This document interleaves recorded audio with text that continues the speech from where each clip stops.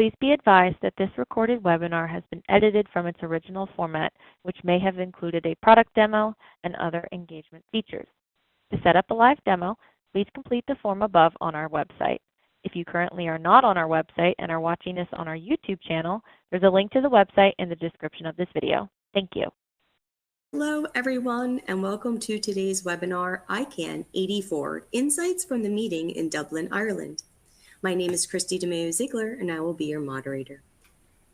Joining us today is Gretchen Olive. Gretchen is the Vice President of Policy for CSC. For over 2 decades, Gretchen has helped Global 2000 companies devise global domain name and online brand protection strategies and is a leading authority on ICANN and .brands. She holds a JD from Widener University, Delaware Law School, and authored 100 .brand applications in round 1. And with that, let's welcome Gretchen. Thank you, Christy, and thank you everyone for joining us today. Appreciate it. It's a very busy time of year, and I really appreciate the time that people take to attend this webinar series. We have a lot to cover, as always. I don't think I have ever said, oh, it's going to be a quick one. This is definitely, each ICANN meeting is chock full of updates, so this one has been no exception. So let's just talk briefly, make sure. I always see a few new names on the registration list, which makes me very excited. But I just want to make sure that everybody has some basics about ICANN and ICANN meetings, so that we all kind of start from the same point. ICANN meets 3 times a year publicly. This meeting, which is the one at the end of the year, the kind of late October, early November timeframe, is their annual general meeting. This is, a full kind of week meeting. It's really an opportunity for them to showcase what they've been working on, have some good cross-community dialogue on issues of interest, lots of working sessions, and to kind of wrap up the year. So here's an organizational chart of kind of ICANN. A lot of times I'll talk about the ICANN community or ICANN. This is kind of the group I'm talking about when I say that. Like every corporation, they have a board of directors, they have staff, CEO and president, but unique to ICANN is also these different stakeholder groups and advisory committees that are all, volunteers that represent different segments of the community to kind of be part of the bottom-up consensus-driven policy process. We focus a lot of our discussions around the kind of the bigger blue box in the center, the GNSO, which is the generic name supporting organization, which is made up of registrars and registries and business interests and IP interests and ISPs. That kind of is where we really spend our time focusing, as well as there's a dark gray box all the way to the right on the bottom there called the Governmental Advisory Committee, often referred to as the GAC, and this is made up of different representatives from the different governments around the world. There's right now, I think, about 184 member countries that belong to the GAC, and they really advise ICANN, particularly the board of directors, on looking at what's going on in ICANN, these policies that are bubbling up from the bottom, up through a consensus process. They're there to kind of give that public policy standpoint to make sure that the policies that do get to the board for review and approval, those considerations have also been kind of layered on top of that. So that's who the ICANN community is. So let's get started. The biggest topic of this meeting certainly was the upcoming next round of the new gTLD program. But before we talk about round 2, let's just do a quick recap of what happened in round 1. Round 1 happened in 2012. That's 13 years ago. And right now, if you look back at that round, you'll see that there were over 1,900 applications that kind of amounted to 1,400 unique strings. There were certainly multiple applicants for some of the same strings. And of that applicant pool, about 33% of that were .brand applications. And those are applications by companies to run a TLD for their exclusive use. So not to be on the open market, where people can get domain name registrations in it. So what's been happening since 2012? There was a, 2012, there was a window of opportunity during that year to put forward an application. And since then, there was a little bit of definitely start-stop in terms of the evaluation of the applications. There was a lot of issues that did kind of crop up that were unexpected, that there wasn't kind of policy for. So, after we got kind of through 2 or 3 years of that, really for the last 10 years plus, there's been studies and assessments and additional policy work being done for round 2. And that was because ICANN promised when round 1 happened that they would assess how round 1 happened, what went right, what went wrong, what were the gaps, and committed to kind of corrective action that would be taken, policy, gaps would be filled before round 2 would happen. So that's what's been going on. You'll see a little pie chart there on the screen also, just to give you a sense of like how those .brand applications broke out. It kind of gives you a sense of the industries that participated in at what level. So now if we look, kind of a little bit deeper at the sort of what's going on today with a lot of those round 1 .brands, there's about 453 of them out there right now. There's almost 30,000 registrations, domain name registrations in those TLDs. And I know people go, well, that doesn't seem like a lot, but you have to think about .brand. There's no need to have defensive registrations in any of those TLDs. The company owns that TLD and has exclusive access to register names in that TLD. So they don't have to fight anybody to protect names in that namespace. And so you can kind of see on this slide kind of what those domain name registrations that do exist, what they represent. About 76% of them are live sites. 26% of those are redirects. There's mail records. Over 57% have mail records on them. So that's email. And then 46% have DMARC records as well. 25% have SSL records, and 4% have DNSSEC records. So, it's really, it's interesting because I have a lot of conversations with, people in the community, with customers, kind of saying like, what's really going on with those .brands? And, I thought it'd be really good to give everybody a perspective that they are being utilized. And that 453 is representative of 317, companies that are using that. Have .brand. So I think that's some interesting statistics there. So some would ask, why do we need a round 2? We have all these additional TLDs, both the .brands and other, open and community and gTLDs. Why does ICANN think we need a round 2? Don't we have enough? And really what from ICANN's perspective is they want to really broaden the participation and diversify the participation online. They really want to focus on that diversity and kind of inclusivity of the domain name system. So, last time there were applicants for what are called IDNs, that's internationalized domain names. So think of those as domain names not in Latin script, not in ASCII characters, but in other language scripts like Japanese and Chinese and Hindi. Those are scripts that have had some challenges operating online on the internet. But when you step back and think about it, the majority of the world does not speak English. And so how do we get more of those non-English speaking communities online? And that's really a key directive, a key objective of ICANN's round 2. They also want, in the first round, when you look at the participation, North America definitely led the way in terms of the number of applicants. This is across all types of new gTLDs, but North America certainly led the way in terms of the who applied for a new gTLD.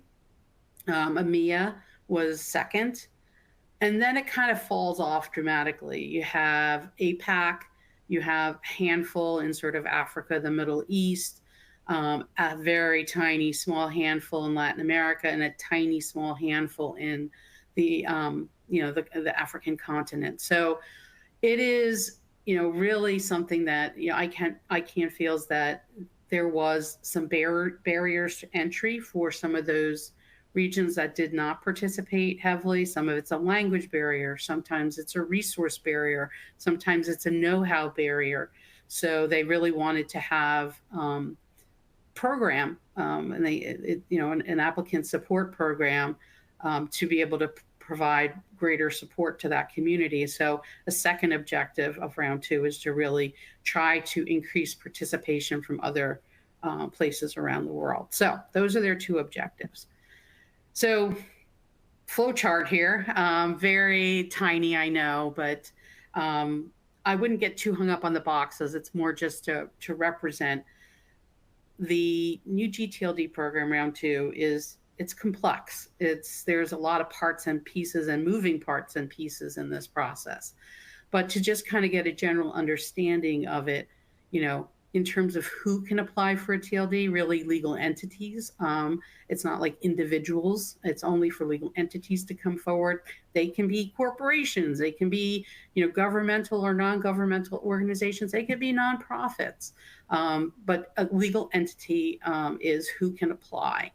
Right now, ICANN is expecting to open up the second application window here, so the round two, in April of 2026. We don't yet have an exact date in April 2026, but we do know that's where they've kind of put the pin. And based on my observations of the sessions and the discussion during the Dublin meeting just a few weeks ago, I will tell you they are very much on target. There's little warning signs here and there in some aspects of the program, but it is full steam ahead towards April 2026. And they expect to have the application window open for 12 to 15 weeks. Those exact dates, opening and closing, haven't yet been published, like I said. And then how much? So, for the folks who attend this webinar, the question really is about .brand. So in order to apply for a .brand, there's, all applicants, regardless of the type of TLD, there's a $227,000 application fee to ICANN per TLD. So if you want 3 TLDs, it's 227,000 times 3. And then there's also conditional fees based on the type of applicant you are. So for .brands, there's an additional $500 fee per application for the kind of specialized .brand application evaluation process. So for a .brand, the total application fee to ICANN will be $227,500. There is some chance for some additional fees during the evaluation process if you get kind of stuck into some extended evaluations, but I think that's going to be more for .brands at least, kind of, the more rare circumstance as opposed to the common situation. But you can see here the process, it has everything from, when you apply to, going through different, reveal day and going through different types of evaluation of not just the string, but then the applicant, their operational capabilities, their financial capabilities, etc. So a lot of kind of process that goes around each application. So in terms of status, like I said, it does very much look like everything is on target for April of 2026. I kind of this was a slide that was at the used at the ICANN meeting by ICANN staff to kind of say like what's going on here, but you can kind of see they've completed a lot. If you look at those first 4 rows, you see complete, or pretty much due very soon. Some due in December, or some due in March. The key thing that happened at the ICANN meeting was during the ICANN actual board meeting that kind of rounds out the week, they did approve the applicant guidebook.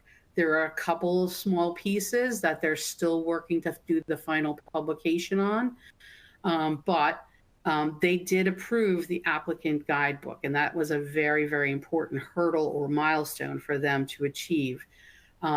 It does not have the base registry agreement. So basically, for everyone who gets awarded a TLD through this process, they will have to sign the base registry agreement with ICANN. There's no ability to negotiate that. That is just the standard agreement that must be signed to basically become a registry operator of your TLD. That is expected in March. So they were hoping to have that completed, but there's still some pieces outstanding there. So they'll expect to publish that in March. They're still working on a couple of pieces related to like dispute resolution, service providers, kind of the rules and fees. They're expecting to publish that any day now. So like really within the next few weeks.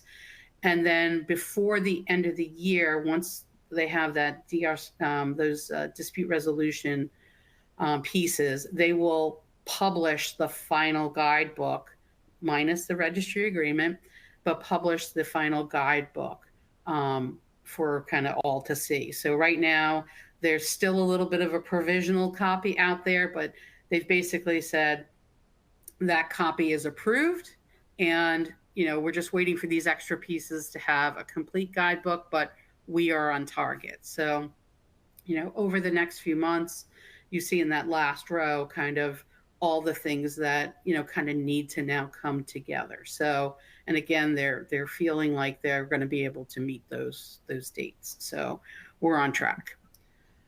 So what does this mean? So I think it's really important for brand owners to kind of decide, is this something that needs to be discussed within your organization, applying for a .brand?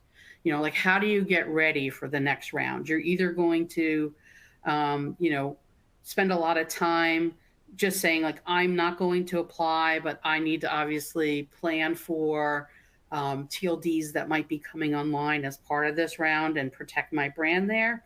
Or you may be deciding I also need to plan for applying for a .brand TLD or TLDs myself. And so we try to give you some tips here, in terms of what you need to kind of plan for, especially around budget. I know everybody's finishing up the budget cycle right now. It's there's a lot of work that goes into that, and I can completely appreciate that. But, if .brand is something that you're contemplating for your next budget year, because again, this application period will probably run from April to early August. We're talking about that 12 to 15 week period. And if your budget cycle kind of lands in that time frame, you need to make sure that if you want to apply, that you have the funds for it. So now's the time to kind of identify and build justification for that budget and get it approved. You also want to think about trademark clearinghouse is something a lot of us haven't really talked about since back in 2013, 2014, 2015. But a lot of companies have new brands. There's been changes to brands, things like that. So it's time to kind of think about, okay, let's review our trademark clearinghouse. What do we need to add? Things like that. So we're ready for those new TLDs that will probably start coming online sometime in the 2027 time period and forward. But renewing current ones and making sure that any new ones get registered, and then also looking at blocks. So that's kind of considerations. I think the trademark clearinghouse and the block stuff is definitely something that's going to be very late 2026 and probably spill into 2027. But if you want to do the application of .brand, you definitely need to think about that now. And if you are considering a brand, these are some of the things that we recommend that you do. We're here to help.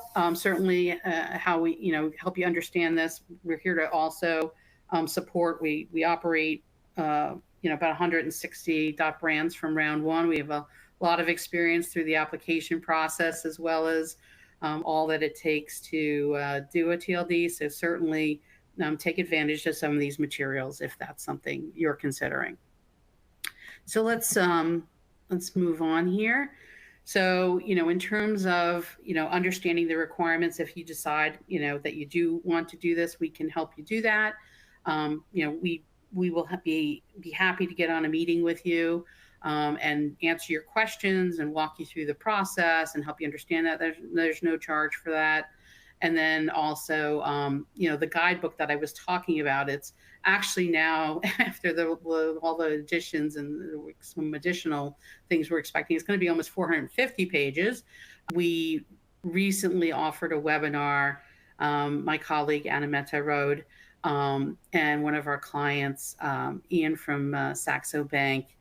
They did a great webinar that basically went through frequently asked questions, both from like what it took to decide to apply to what it took to set it up, and then kind of what are the things it's being used for, what have been the benefits.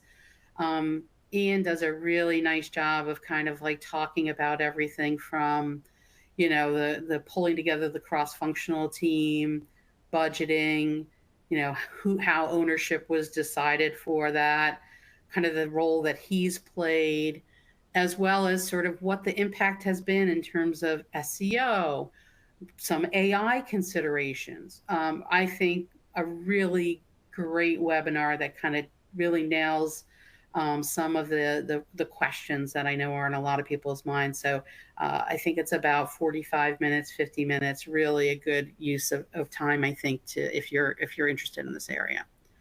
So .brand definitely took up quite a bit of time and quite a bit of the energy at the ICANN Dublin meeting. But there were other things that did happen as well. So we're going to make sure to cover that. But I kind of grouped these into like a who is update section, because they're all a little bit connected to who is, and they all work together. So let's kind of try to tackle these together.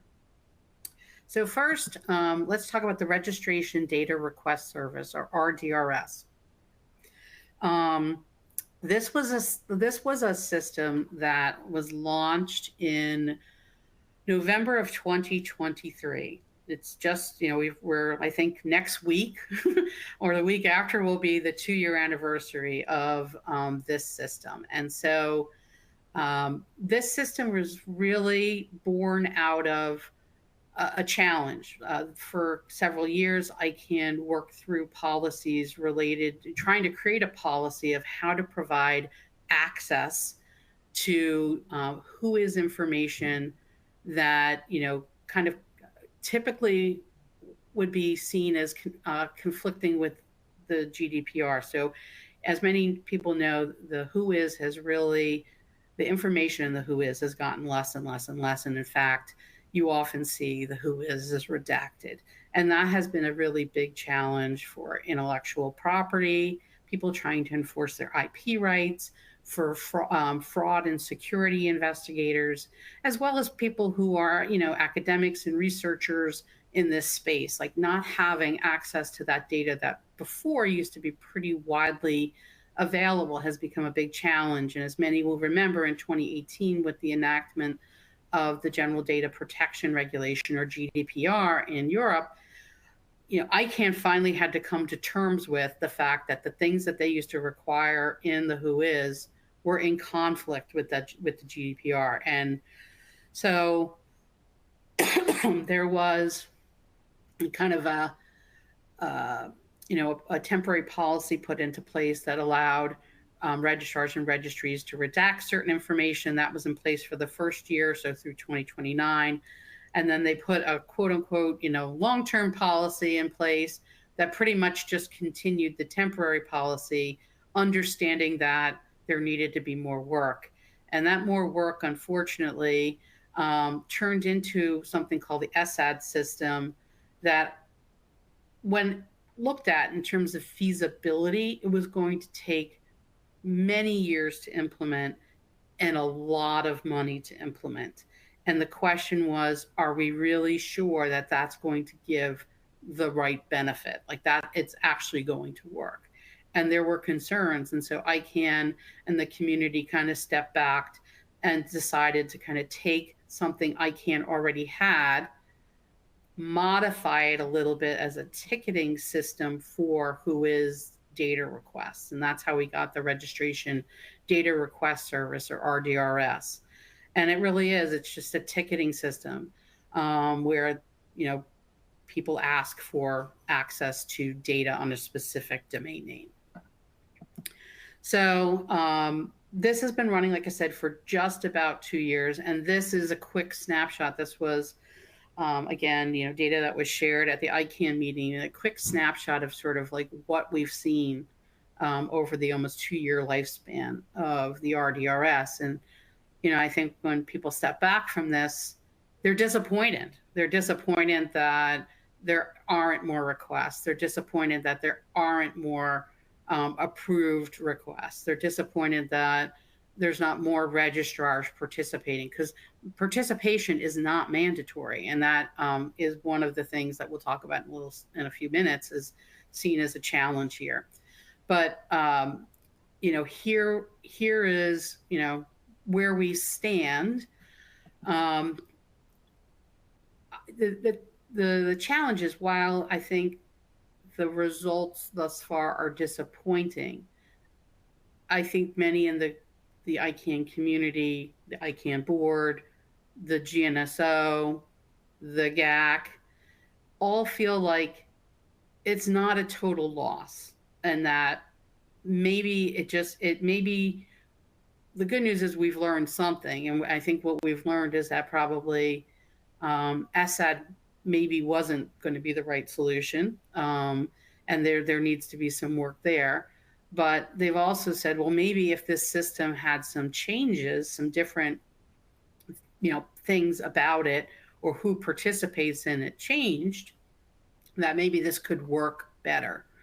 So, the ICANN board kind of outlined a few that they felt, and the GNSO, which is that generic name supporting organization, there was a standing committee in there working on the RDRS.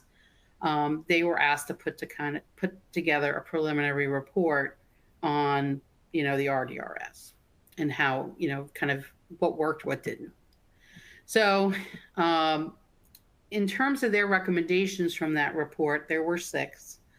They basically said, we think this should continue past the initial 2-year pilot that was initially contemplated.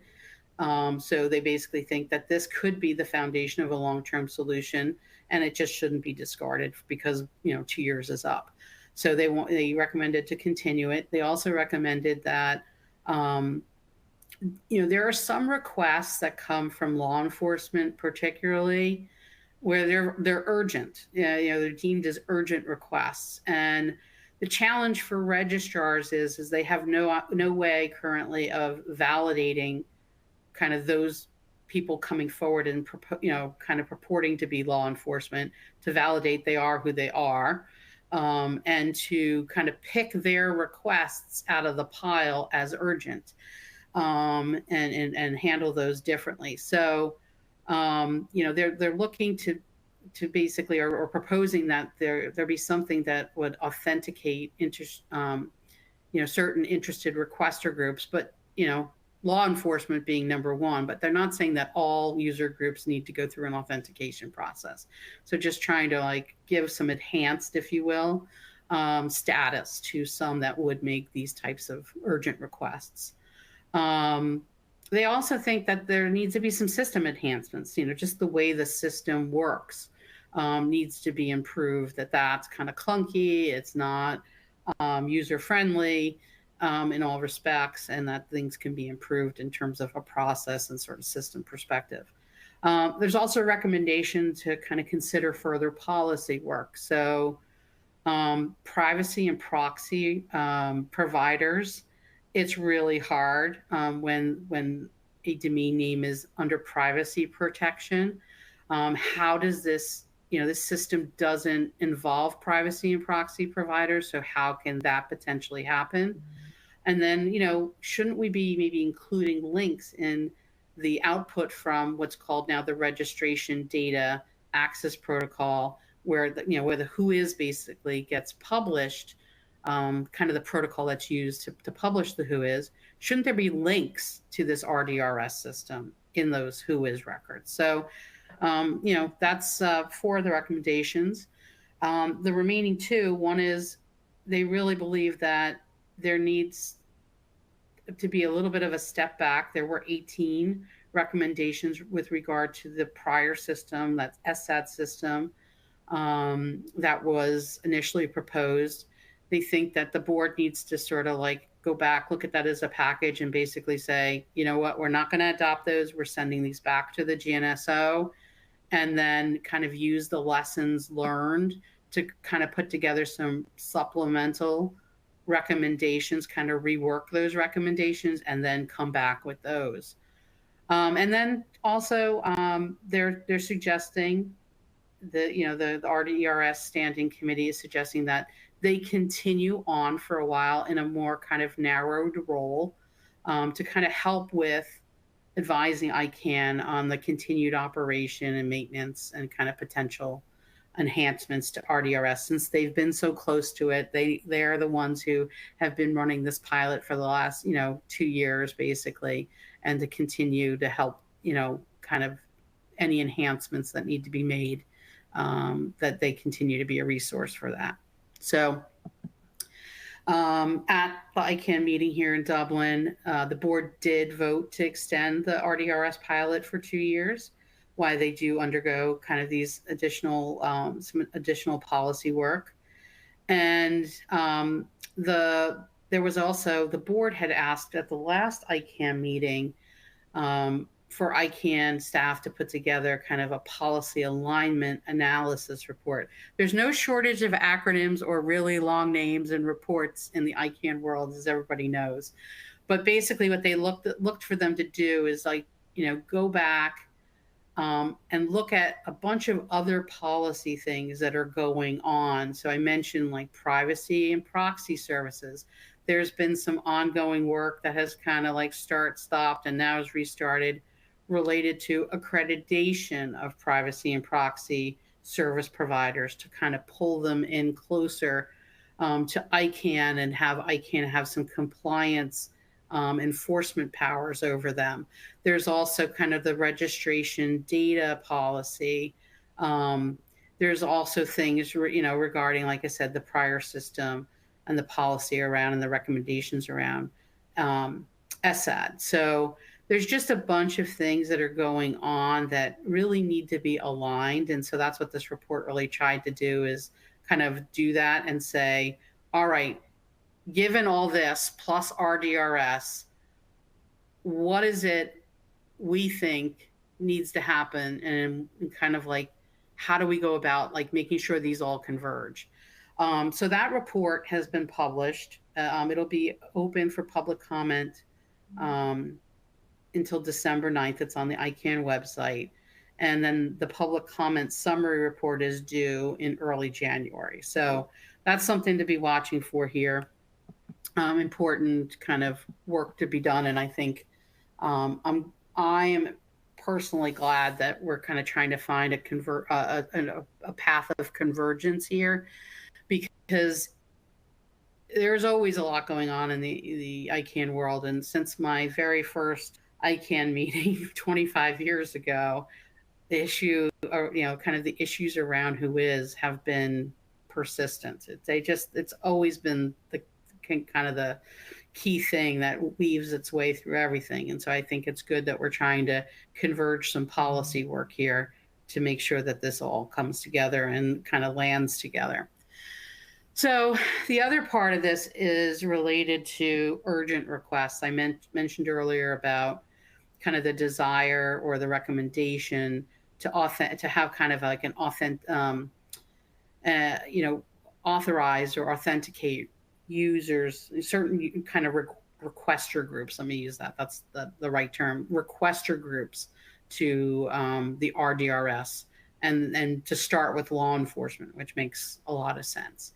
And there's been, in addition to sort of like making sure we know the people who are saying they have these urgent requests and are saying they're from law enforcement, having a mechanism to kind of validate that, there's also an issue around,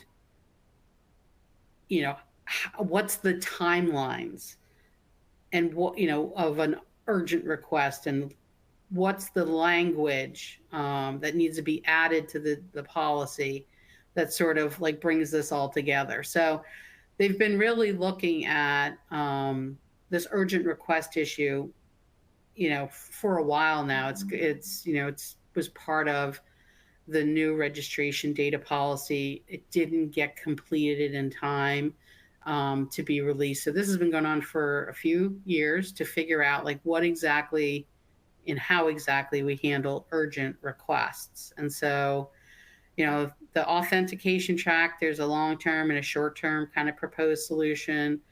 Short-term is like, let's have a kind of a authoritative list that registrars can have access to so that they at least know the names and contact information for all these law enforcement agencies around the world. And then maybe a more long-term solution is baking that into, the ICANN portals, kind of connecting them into the law enforcement portals. That's a big lift. So it's definitely a much more long-term solution, but maybe we need to get to the short-term solution ASAP. And that's something that they're really trying. They've the GAC put together a working group on this, and they have worked with other stakeholder groups within ICANN to really try to put together a list, and they're really working to try to get at least that list into the ICANN, posted into the ICANN, what's called NSP portal that registrars work within, to at least have that authoritative list. But the policy track is something that, is still ongoing. So ICANN there's some proposed language and that's been put out there about urgent requests. That is out also for public comment. Another thing true about ICANN is that probably at any given time, there's 3 or more things out there open for public comment. So here's yet another about the urgent requests. That public comment is open through December 15th. Just to give you a sense of sort of what the discourse has been around that, in terms of there's been a lot of discussion around the timing. So, the internet doesn't stop. It's 24/7, 365. So registrars, many of them do have 24-hour operations, do have, teams and technical support lines that they're manning 24 hours a day. But this RDRS system is not kind of baked into that. And so there's a lot of concern by registrars, like, having a 24-hour turnaround time to deal with urgent requests is challenging. Their, registrar customers are, around the globe, even though they may be based in, in London. They could have a customer in Australia. They also have staff all over the world. So it's the 24-hour timeline is a very tight timeline for a registrar, and they're trying to figure out how they can to handle that. The GAC is continuing to lead the work on authenticated requesters, and then the proposed language is out there. So there's a lot going on. We're not to the end of the road here yet, but there is some. I think what's great is that the discussion is now coming out from these individual groups to having this out now in sort of public comment and other forums. So let's move on to privacy and proxy accreditation. This is, like I mentioned, this has been something that's been a start, stop, start again process.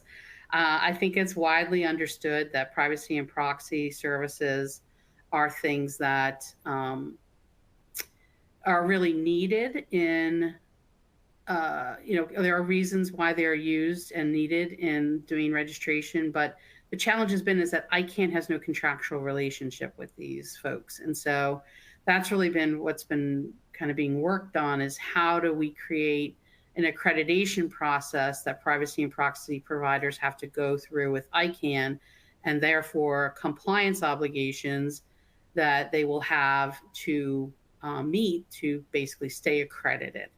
And that way, we can have a closer relationship and be able to do things like registration data requests and things like that. This was paused for a while. They had kind of gotten to a proposed accreditation policy, but that got paused because of GDPR. And so finally it was reconvened in 2024. There's the world has changed a lot since 2019 and the policy work that happened prior to 2019. So, what really has had to happen is, kind of a little bit of a restart and kind of re-outlining their purpose and things like that. So, again, as I mentioned in prior slides, the GAC and ICANN board have also called for RDRS improvements to facilitate, privacy and proxy requests, as an example of sort of how the world has changed. So, this is something that is, still ongoing, but the good news is I think we are going to get to privacy and proxy accreditation, which I think is very, very important for brand owners. So I'm very much looking forward to when that happens.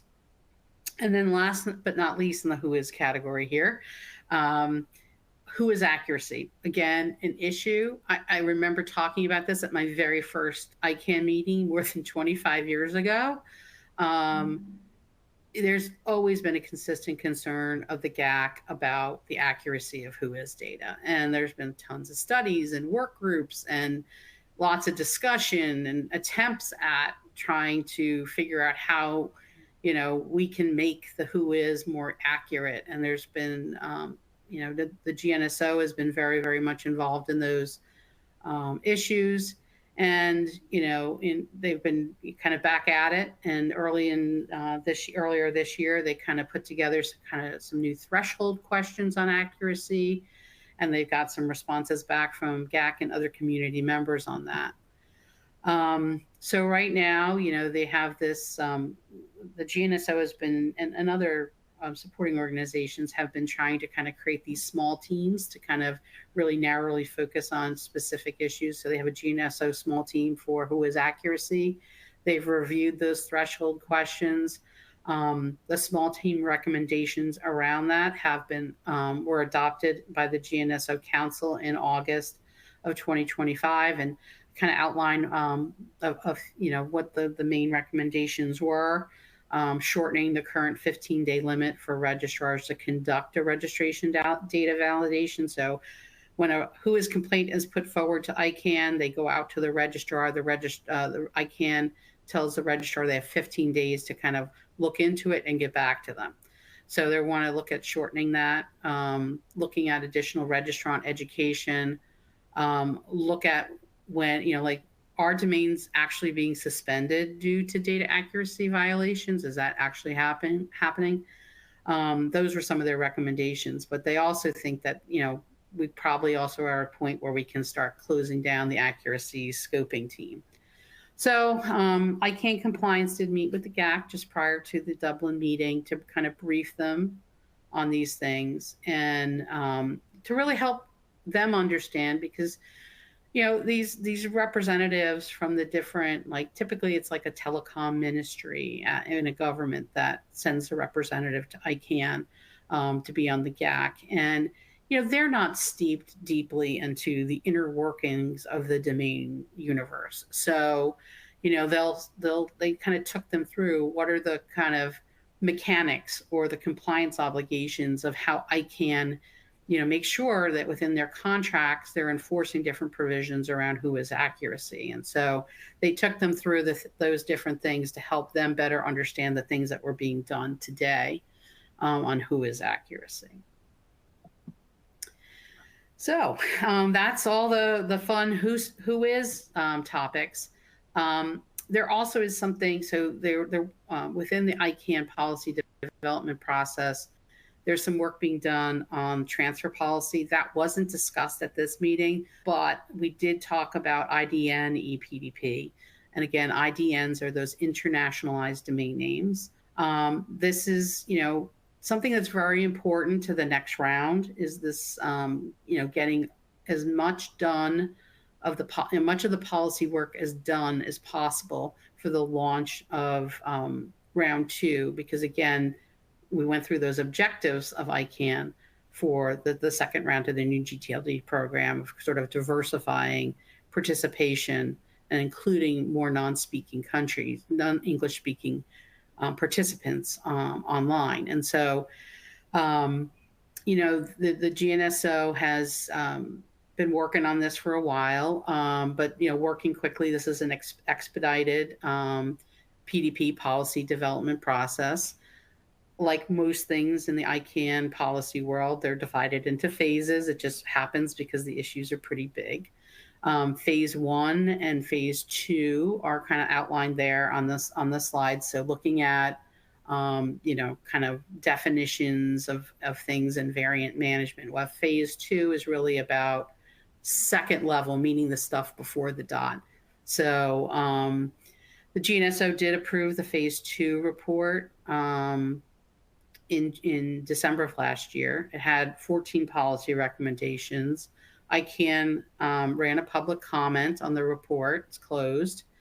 And, the staff was asked to kind of conduct a feasibility or impact analysis on those recommendations. Again, a lot like what happened with SAD, like, is everything that's being recommended? There's one thing to say, like, this would be good to have. It's another thing to be able to say, like, this is feasible and it will have the right impact. To help the board kind of have a bit more more information to make an informed decision on those phase 2 recommendations. So they did at the ICANN board meeting in Dublin, ultimately with all that information in hand, they did ultimately adopt the IDN EPDP phase 2 recommendations at the ICANN Dublin meeting. So another big topic, which we talk about consistently in this webinar series, is DNS abuse. This is really something, I think everybody recognizes that it's not just ICANN who's responsible for DNS abuse. It takes all of us, and it takes registrars, registries, internet service providers, companies that offer services online, everyone and anyone, all of us out there have a role to play in DNS abuse. And, ICANN has kind of grappled for a number of years about how and to what level they need to kind of participate and provide policy. About a year ago, a little bit over a year ago, they did add some what I would call modest DNS abuse amendments to registrar and registry contracts. So that's like we're now at the 1-year mark of that. I think the general consensus is good start, still needs more to be done. And that was sort of like the GAC's kind of assessment a couple of ICANN meetings ago, and they kind of broke things out about like how they plan to tackle this going forward. But, during the last meeting, at the end of every ICANN meeting, the GAC puts together what's called a communique. And we talk about that during these webinars. And the communique last time really had very formal GAC advice on the topic of, this DNS abuse topic. And so they really, are pushing ICANN and the GNSO specifically within ICANN to undertake all necessary, preparations before ICANN 84 towards like really targeting and narrowly scoping different PDPs around DNS abuse. Like more needs to be done around bulk registrations of malicious domains, about the responsibility of registrars to investigate, registrar accounts of actionable reports of abuse, things like that. So a lot of pressure put on ICANN by the GAC at the end of the last meeting. And so since ICANN 83, there's been a lot of and that was, so you get a sense that that meeting happened in June. So over the last several months, a lot's been done here in terms of the GNSO Council's requested an issues report. They kind of gave 3 priority topics that they wanted them to focus on. A DNS abuse small team recommended sort of a narrowly scoped PDP on those 3 issues.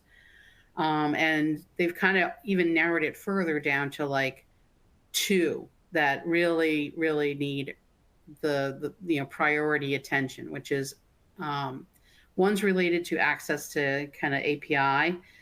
That really, APIs are kind of like this automated connection to systems, so that system to system communication. And the bad guys are using these API connections to really do ungated, unbatched, kind of rapid, large-scale malicious registrations. And there needs to be policy around that. That can't happen. Some registrars do kind of gate them and throttle them, but there's no policy out there about that. And we need to make sure that that's happening everywhere. There's also kind of this sense that, when there's a malicious domain name that's found, and, outreach is made to registrars, registries about these malicious domains, that there should be an associated domain check done, meaning usually bad guys don't register just one domain. There's like a batch of domains that all relate to kind of this very malicious behavior. So, having an obligation to do that sort of expanded check. So public comment is now open on that, through November 17th. The preliminary issue report on the PDP that's the report that's been put out there for public comment, is that preliminary issue report. And then feedback received will help inform the final report that will go to the GNSO Council. So, again, continuing to push on DNS abuse. As I've mentioned before, CSC has a great tool called CSC Domain Sec that really is a one of a kind, just amazing platform, uses a lot of proprietary technology, combines machine learning, artificial intelligence, and sort of clustering technology to really help provide smart kind of security insights that could be leading indicators of potential compromise. So to schedule a demo, we provide a URL right there. Really recommend if that's something that is a concern at your organization, get a demo, see what we can do to help you on that. And then last but not least, the GAC. I always like to just round things out with their communique. So as I mentioned earlier, the GAC at the end of each ICANN meeting, they usually a couple of days after issue what's called the GAC communique, and they work on it throughout the meeting, but it actually gets published usually a few days afterwards. The GAC is currently made up of 184 member states and territories. They have 40 observer organizations. And there's always lots of, not all, but a lot of them that attend in person. And so, that is important. Their participation is important, but, that GAC communique, it usually will outline all the different meetings they participated in. They'll thank different members of the community for inputs and kind of collaboration and things like that. So part of the communique is about that. But a big part of the communique and what everybody really looks to read after that gets issued is there's two sections. One's called the issues of importance to the GAC, and then the other one is GAC advice, because GAC advice is a very kind of formal notice to the ICANN board that this is something the GAC is recommending, and the board, based on the ICANN bylaws, has a very formalized process on how they have to respond to that. They can't just ignore it. They have to either accept the advice, reject the advice, or ask more questions. And there's a lot of process that goes along with that. But before something gets to GAC advice, typically it's listed here on their issues of importance. And you'll see many of the issues that we talked about here during this webinar. So, these are the things that are really important to the GAC. And I always say that, if you want to really know of all the information that we share and all that goes on at an ICANN meeting, what the really most important things to know are, all you need to do is look at GAC advice and issues of importance to the GAC. So you'll see here, round 2, very concerned about making sure everything gets tied up for that to happen. Things like DNS abuse, again, really important. Domain registration data, that's that whois stuff. And then there's kind of things around like process, community statements of interest of people who participate in different working groups, making sure they're clearly articulating who they're representing. Or ICANN review of reviews. ICANN has review processes where they review themselves. and making sure that that's done properly. And they're kind of reworking how they're reviewing how they do their reviews. And then governance of the regional internet registries, which are the kind of the local regional registries that kind of help make the internet work. So these are things that are super important to the GAC, and you've heard many of these topics as we've, they're very important to the audience that participates in this webinar as well.